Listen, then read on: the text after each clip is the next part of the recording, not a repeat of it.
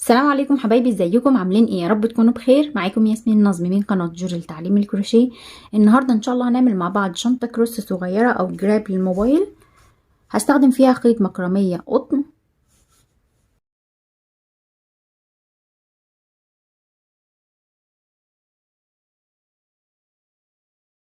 هشتغل بإبرة 4 ملم، ينفع تستخدمي 4.5 وينفع تستخدمي 3.5. يلا نبدأ على طريقة العمل. بس قبل ما نبتدي، يا ريت لو أول مرة بتشوفيني يا ريت تشتركي عندي في القناة وتفعلي الجرس وتكتبي كومنت تقولي لي رأيك ايه في الشنطة وبتشاهديني من أي بلد. يلا بينا على طريقة العمل. اشتغلت 20 سلسلة. هعمل سلسلة ارتفاع، وفي ظهر الغرزة هشتغل غرزة حشو. هسيب دي، هشتغل في اللي بعديها دي على طول.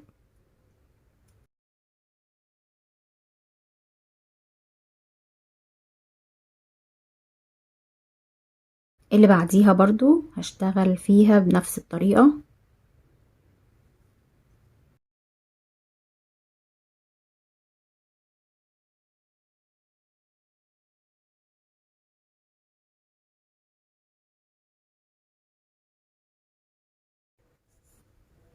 اشتغلت 20 غرزة حشو. هرتفع سلسلة وهلف الشغل، وتحت الحلقتين في اول غرزة غرزة حشو. اللي بعديها برضو تحت الحلقتين لحد ما اخلص السطر كله 20 غرزة حشو.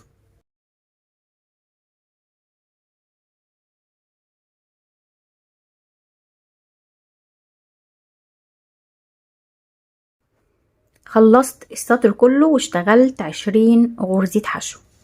هرتفع للسطر التالت، ارتفعت سلسلة وهلف الشغل وتحت الحلقتين غرز حشو لحد ما اخلص السطر كله وارتفع سلسلة واشتغل السطر الرابع. وهرتفع بعد كده عدد سطور وارجع اقول لكم انا اشتغلت كام سطر. ارتفعت 40 سطر، 22 سنتي. انا هسيب الخيط ده كده، هرتفع سلسلة وهسيبه، مش هقفل القطعة اللي فوق دي، هقفلها في الاخر خالص، فهتسيب الخيط مش هتفصليه. تمام. هجيب خيط بلون تاني، ولو عايزة تشتغليها بنفس اللون مفيش مشكلة.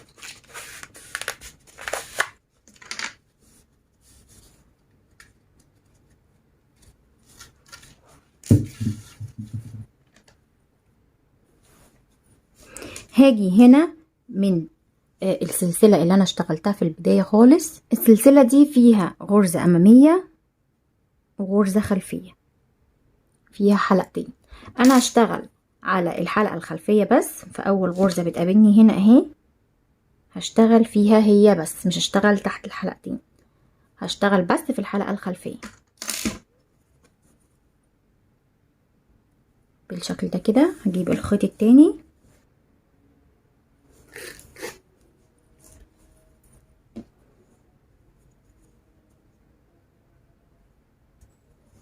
وهرتفع سلسلة، هشتغل في نفس المكان غرزة كمان. دي كده اول غرزة وهحط فيها علامة.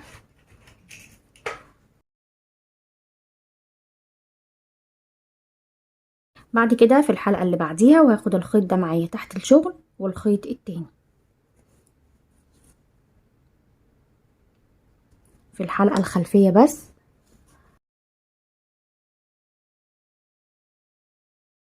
مش بشتغل في الحلقة الأمامية.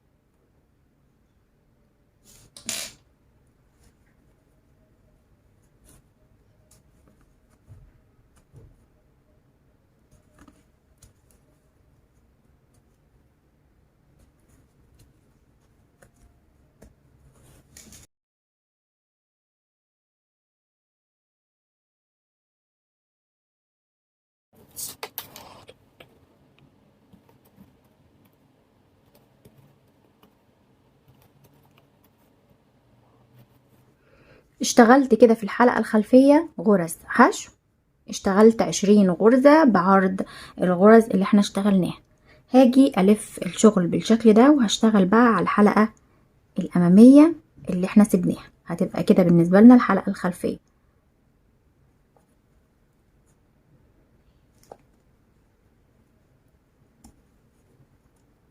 هشتغل برضو 20 غرزة حسب ما انتي بدأتي بكام غرزة.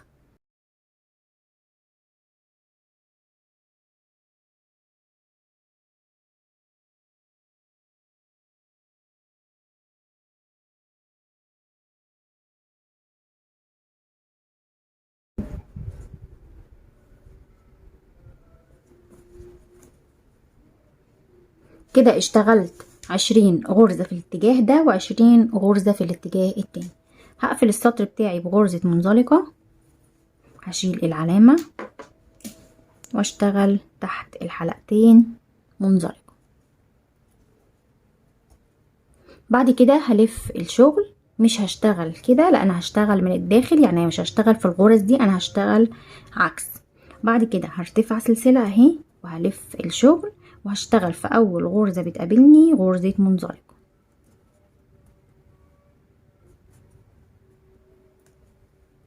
واحط فيها علامة.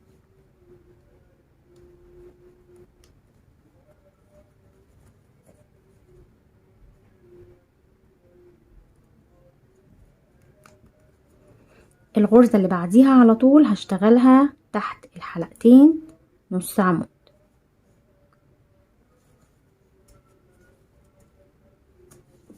واللي بعديها تحت الحلقتين منزلقة.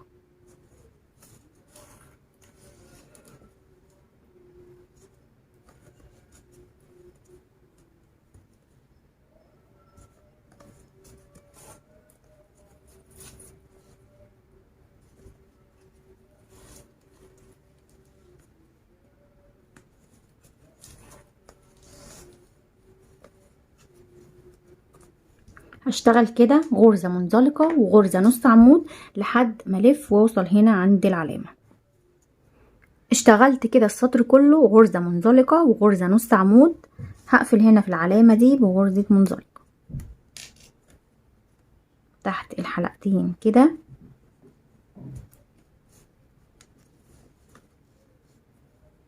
وهقفل السطر. هرتفع سلسلة، وفي اخر غرزة انا قفلت في غرزة عملتها منزلقة هشتغل فيها نص عمود. سطر هشتغل بدايته منزلقة وسطر بدايته هشتغل نص عمود، بس عشان اخر غرزة اشتغلتها مش المنزلقة اللي انا قفلت بيها، لا دي مش بتتحسب. انا اشتغلت هنا كانت اخر حاجة نص عمود منزلقة، فهشتغل فوق المنزلقة دي نص عمود تحت الحلقتين كده، وفوق النص عمود هشتغل منزلقة.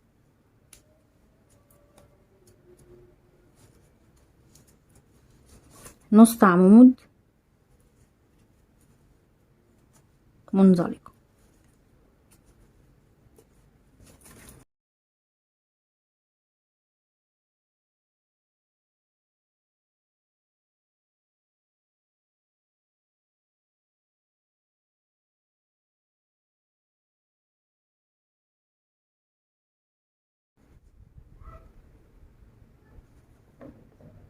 كده خلاص انا خلصت معايا 40 غرزة.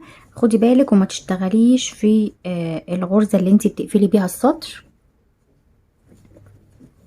هدخل تحت الحلقتين هنا واعمل غرزة منزلقة، هرتفع سلسلة وهلف بقى الشغل وهشتغل عكس. اخر حاجة اشتغلتها كانت نص عمود، هشتغل في اول غرزة منزلقة، هحط فيها العلامة،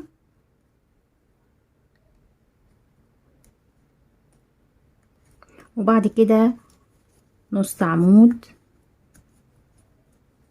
منزلقة، نص عمود منزلقة. هكمل كده لحد ما اخلص السطر كله، وبعد كده ارتفع السلسلة والف الشغل واشتغل نص عمود منزلقة لحد ما ارتفع بجسم الشنطة.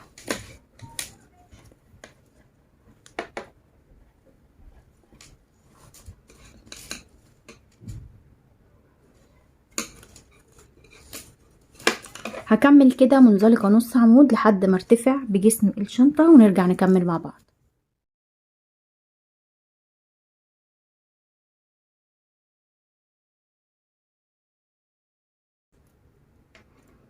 ارتفعت 18 سنتي بغرزة منزلقة نص عمود، يعني تحطي فيها الموبايل كده.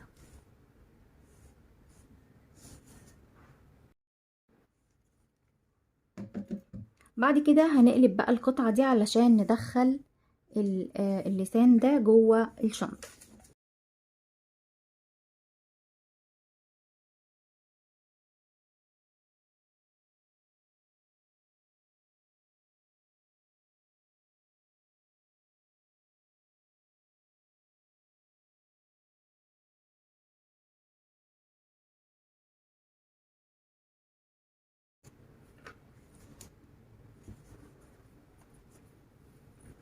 السطر ده انا كنت لسه ما قفلتهوش،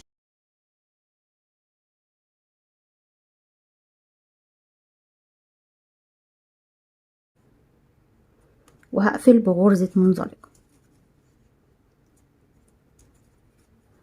هرتفع سلسلة، والسطر الجاي ده هشتغل عدل، هشتغل غرز حشو تحت الحلقتين، هشتغل 40 غرزة حشو.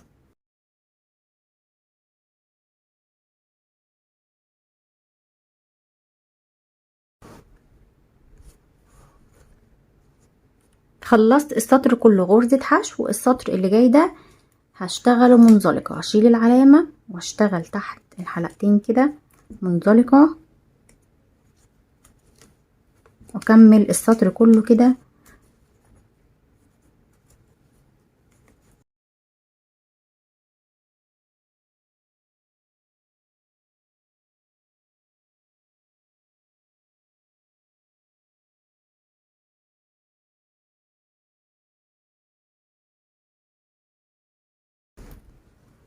هكمل بقى القلاب. انا ما كملتش القلاب عشان اعرف اظبطه بالظبط على مقاس الشنطة. طبعا احنا ما فصلناش الخيط زي ما هو. هبدأ اشتغل تناقص. طبعا لو هو اقصر معاك يعني لحد هنا كملي كام سطر لحد ما ينزل كده يعني جزء بسيط، وبعد كده كملي التناقص بتاعه. ارتفعت سلسلة، هلف الشغل، هسيب اول غرزة وتاني غرزة هشتغل فيها حشو كده. انا فوتت غرزة يعني العدد معايا هينقص غرزة، 2.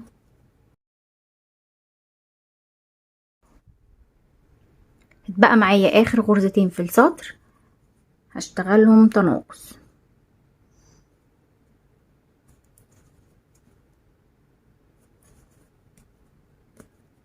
انا كان معايا 20 غرزة، دلوقتي معايا 18 غرزة. هرتفع سلسلة وهلف السطر وهسيب اول غرزة وهشتغل في تاني غرزة.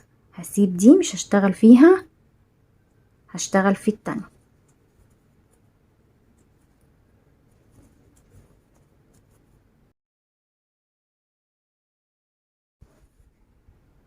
بقى معايا غرزتين في اخر السطر هعملهم تناقص.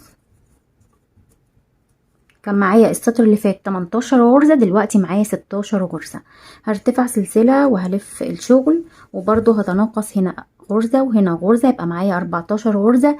هفضل اتناقص لحد ما يبقى معايا 10 غرز ونرجع نكمل مع بعض. اشتغلت لحد ما اتبقى معايا 10 غرز حشو، واشتغلت فوقيهم كمان 10 غرز حشو ثبات. لو عايزة تكبري القلاب اكبر من كده بتشتغلي في الاول عدد السطور الثبات لحد ما توصلي للمقاس المعين اللي انت عايزاه، وبعد كده بتعملي بقى التناقص بتاعك، يعني لو عايزة القلاب اكبر.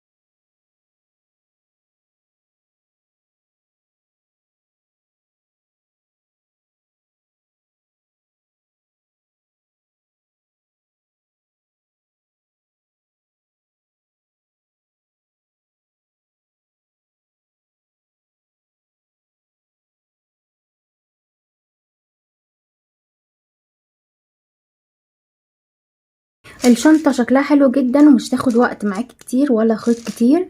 اخدت حوالي 220 جرام او 250 جرام، ده اللي اتبقى من البكرتين، يعني دي اقل من نصها ودي ازيد من نصها بشوية.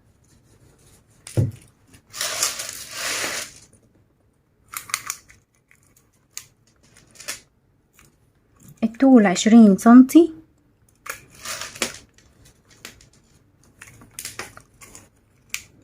والعرض بتاعها 14 سنتي. ان شاء الله تنفذوها وتعجبكم. لو عجبك الفيديو ما تنسيش تعملي لايك للفيديو واشتركي في القناه وفعلي الجرس وسيبي لي كومنت تقولي لي رايك في الشنطه، وبتشاهديني من اي بلد. انتظروني ان شاء الله في فيديو جديد، والسلام عليكم ورحمه الله.